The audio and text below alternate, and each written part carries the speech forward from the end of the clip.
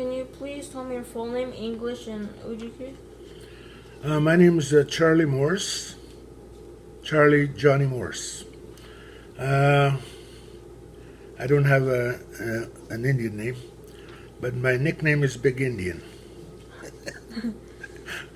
Where were you born? I was born in Bearskin Lake, And, community just north of here. and when were you born? 1956, February 17. How long have you lived in this community? I first arrived here when I was about 12 years old in 1967. I was living in Bearskin Lake at that time. I kept moving back and forth, and I finally moved here about 1972. But I didn't come with my parents because they moved in years later. And what was your childhood like? That's a very good question. It was because I went to residential school at the age of 6, and I didn't, and I lived most of my childhood out in the residential school. And when I was 11, that was the year I came home. And where did you go to residential school? Kenora. What did you eat, and who prepared meals in your family? In our family, mostly our mother did all the cooking, but sometimes when our father was home, he would do some cooking as well.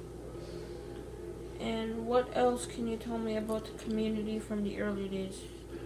In the springtime, we hunted geese, ducks, and we trapped beaver, muskrat, and we also set rabbit snares and hunted partridges.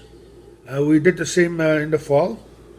We hunted ducks, geese, and also after freeze up, we would set out traps and snares for beavers, otter, mink, muskrat, and rabbit snaring, and hunting for partridges. I guess mostly we lived on traditional food at that time. And what do you remember about your parents and grandparents?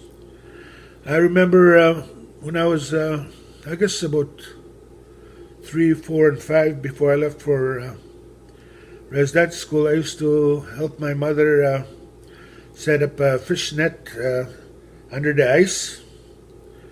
She would take me to this place where we would set her net, and I would help pull the net under the ice by pulling on a rope from one of the holes. So that was my job. And what did you do for fun? And what are your best memories? We used to. There was our neighbors had children as well, where we lived in Bearskin, and we used to go down to the lake and make tunnels in these huge snowdrifts. We used to make lots of tunnels and play tag and hide and seek, stuff like that. And how has this community changed since you were a child? Well, I'm talking about Muskrat here now. Yeah. It has grown. At that time, it was just there was no electricity, no running water. Everything was done by hand. We cut wood in the winter we used wood stoves to heat up our log cabins. It was mostly log cabins back then. And for light in the evenings, we would use candles or Coleman lanterns. And also we used Coleman stoves to do the cooking, as well as stove-top cooking. And what are the most important lessons you've learned in life? In life, I guess it would be that if I had known that I was going to live this long, I would have looked after myself much better. But as a young man, I was pretty, I was up to doing just about anything and everything. and it didn't matter whether it was dangerous or not. So growing up like that, I guess it pretty well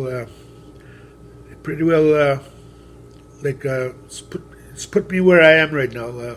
I have certain I guess ailments that keep me from doing the things I used to do back in the day. And what do you think about traditional languages and about children today learning to speak them? I think it's very important. I think it's very important that children should learn their language, know and speak it, because that's who we are. It's our identity. It's the one thing that you will want to pass on to your children and your grandchildren. If we don't keep our language and other traditional activities, we won't be speaking this language. Say within this generation, my generation is probably the last generation that speaks it fluently, and that has hunted and trapped like we did, and it was all taught by our grandparents, our parents. And thank you. All right, miigwech.